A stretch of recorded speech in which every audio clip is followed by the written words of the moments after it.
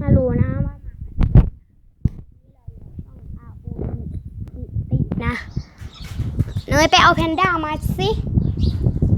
เรื่องไหนเอามานี่นะเลย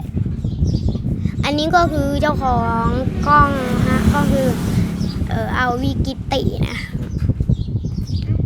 มาแล้วนะครับผมเนี่ยครับมันชอบกัดเรามากเลยนะครับเนี่ยชอบกัดมากไปสรุปก็พี่น้องของเราไปก่อนไม่เป็นว่ายิ้มหน่อยครับยิ้มหน่อย